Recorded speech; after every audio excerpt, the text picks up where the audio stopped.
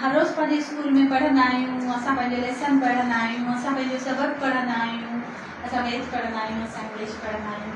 पर जेको अॼु तव्हांखे स्कूल में आउं ॿुधाईंदसि, असां पाण पंहिंजे सिंध असांजी माउ आहे ऐं जेको सिंधू दरिया आहे उन ते पाण सभिनीनि जो जियापो आहे। पंहिंजा वण, पंहिंजा गुल, पंहिंजा ॿूटा, पंहिंजूं ज़मीनूं, पंहिंजा बाग जेके सभु सरसब्ज़ ऐं शाद ऐं आबाद आहिनि उहे सभु सिंधू दरिया जे पाणीअ ते आहिनि, ठीकु आहे। ऐं पंहिंजा पखी उहे सभु पंहिंजा जेके बि आहिनि न उहे सभु सिंधू दरिया जे पाणीअ ते आहिनि। ऐं जेके वतन दुश्मन इंसान आहिनि उहे पंहिंजे सिंध खे सुकाइण था चाहिनि, ठीकु आहे। उहे पंहिंजी सिंध खे सुकाइण था चाहिनि, पंहिंजे सिंधू दरिया मां 6 कैनाल था कढणु चाहिनि।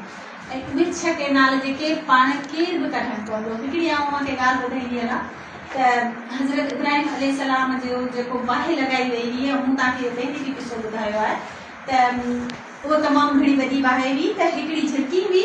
उन खां सवाल कयो वियो त झिरकी चोंच में पाणी खणी वञी रही हुई ऐं उन बाहि खे विसाइण जी कोशिशि करे रही हुई, ठीकु आहे।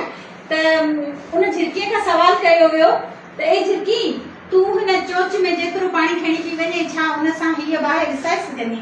त हुन चयो त क़यामत जे ॾींहुं आउं बाहि विसाइण वारनि में शामिल थींदसि। त सिंध जी 7 करोड़ आबादी आहे, ठीकु आहे। 7 करोड़ सिंध जी अवाम आहे। उन्हनि 7 करोड़ अवाम जो जेको जियापो आहे उहो आहे सिंधू दरिया जे पाणीअ ते। असांजे जेके नवां नस्ल आहिनि, अव्हांजो जेको नस्ल आहे, अव्हां जेके मुंहिंजा प्यारा शागिर्द जेके हिन स्कूल में पढ़ी रहिया आहियो, उन्हनि जो सॼो जेको नस्लनि जो दारो मदार आहे अव्हांजूं पंहिंजी सिंध जूं जेके जेतिरियूं ॿनियूं आहिनि उन्हनि जो गुज़ारो उन पाणी ते आहे।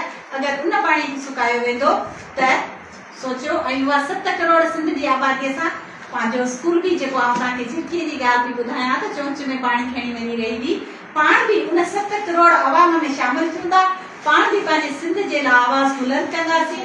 त असांजो जेको सिंधू दरिया आहे उन ते धाड़ो पाण खे बिल्कुलु बि मंज़ूर न आहे।